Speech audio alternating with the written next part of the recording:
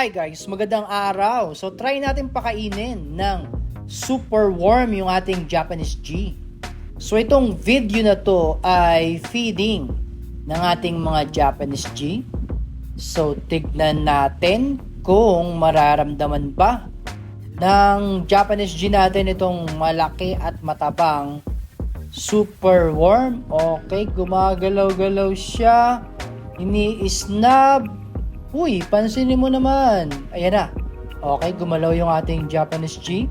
Mukhang na-sense niya yata.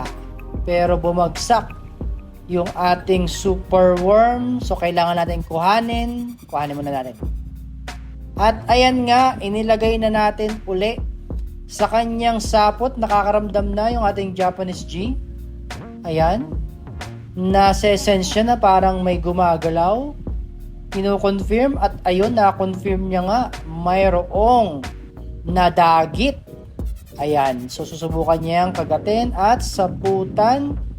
Sige, kaya mo yan. Ayun. Oh, yun na, kinagat niya muna. Galing, kinagat niya muna. Yan, sinasaputan niya. So, kagat-kagat niya habang sinasaputan. Ayan, inikutan. Nanibago yung ating Japanese G kasi ngayon lang siya nakakita ng super worm. Kadalasan kasi ang pinapakain natin dyan mga lats or di kaya naman minsan nilalaban natin sila sa mga gagamba nating pang derby. Para nga naman, di ba, makakapanood na tayo ng laban, mapapakain pa natin sila. So dito napapansin ko parang hindi alam ng ating yan. Sinasaputan niya pero parang kanina hindi niya alam ang gagawin niya. Kasi mga kabakal, kung hindi nyo alam, yung super worm nagkakatas yan . So mapapansin nyo, dun sa mga parteng kinagat ng ating Japanese G nagkakatas itong super worm. Kaya medyo humihiwalay. Kita nyo parang humihiwalay yung sapot na nilagay niya dito sa super worm. Kaya siguro medyo nahihirapan, nawiwirtuhan, naguguluhan itong ating Japanese G kasi parang hindi dumidikit yung kanyang sapot. Sabi niya siguro, bossing, ano ba to? Malagkit na yung sapot ko pero parang ayaw dumikit. Pero so far naman may mga dumikit naman. Ayun, kinagat niya uli. Makulit ka .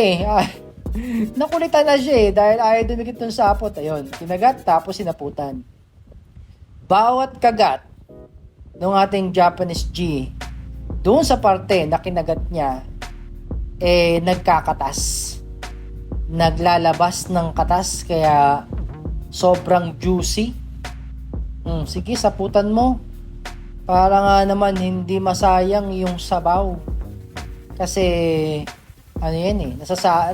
nasasala or napipigilan ng sapot niya yung paglabas ng katas para nga naman masipsip niya yun, di ba?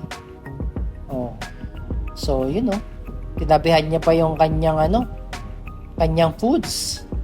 Nag-iisip siguro tong Japanese G natin, nagtinga pa yata, nagtinga muna yung ating nagtinga kasi nga kumatas so tinikman ng ating Japanese G yung lasa ng super worm. Kaya yan tinitaste niya yung nakakapit sa kanyang mga galamay.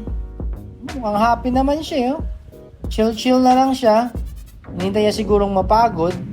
Hinintay niyang umepekto yung kanyang venom sa ating super worm. Lagyan din natin yung ating ibang Japanese G. So kuha ulit tayo ng isa.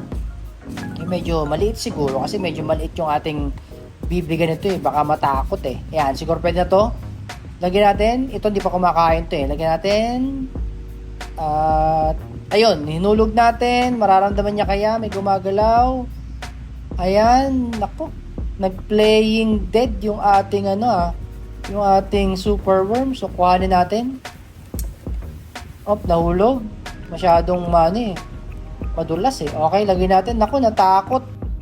Natakot yung ating isang Japanese G. So dito lang tayo mag-focus sa ating isang Japanese G pero nakita nyo yung isa nakasabit kaso ayaw pansinin Pero buti pa tong isa nating Japanese G,